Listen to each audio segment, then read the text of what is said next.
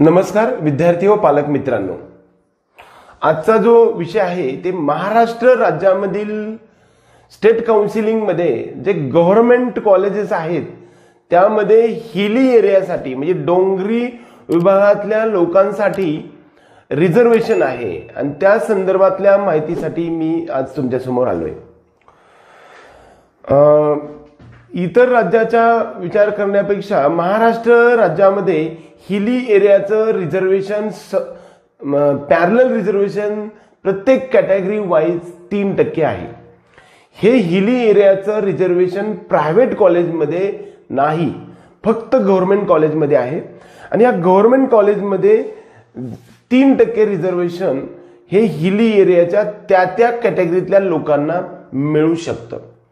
हे separate reservation नसल्यामुळे हे फक्त समांतर किंवा पॅरलल किंवा आपण त्याला हॉरिझॉन्टल रिझर्वेशन म्हणतो, त्यामुळे याचं मेरिट 100% खालीच येईल असं समजायचं काही कारण नाही। पण तरी सुद्धा ज्यांच्याकडे हिली एरियाचं सर्टिफिकेट आहे अशा लोकांनी 100% या माध्यमातून अप्लाय करायला हरकत नाही। बऱ्याच वेळा यामध्ये क्रायटेरिया काय असतो तर त्या विद्यार्थ्याने एक तर त्यांचं वास्तव्य हे त्या डोंगरी विभागामध्ये किंवा हिली एरियामध्ये असलं पाहिजे। त्याचबरोबर त्याची 10वी किंवा 12वी किंवा दोन्हीही यापैकी एक किंवा दोन्हीही त्या डोंगरी विभागामध्ये झालेलं शिक्षण झालेलं असलं पाहिजे।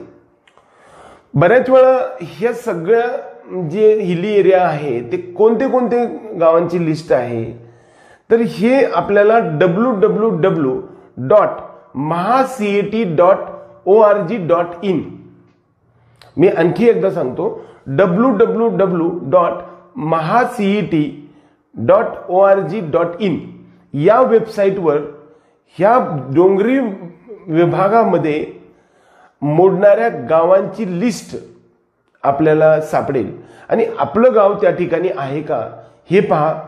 आपण 15 वर्षापासून त्या ठिकाणी वास्तव्य करत आहोत का त्याचं दाखला, त्याचबरोबर आपली 10वी आणि 12वी किंवा दोन्हीपैकी एक हे त्या ठिकाणी असलं पाहिजे, तर ह्या रिझर्वेशनसाठी तुम्ही पात्र आहात। सर्व कॅटेगरीतल्या लोकांना म्हणजे SC, ST, NT 1, 2, 3, VJ, open, EWS आणि OBC या सर्व कॅटेगरीतल्या लोकांना समांतर आरक्षण 3% आहे। याचा फायदाच होईल असंच आहे, 100% फायदाच होऊ शकतो। कधी कधी याचं मेरिट वर सुद्धा जाऊ शकतं, म्हणजे हिली एरियाचं रजिस्ट्रेशन कधी कधी जास्त सुद्धा असू शकतं।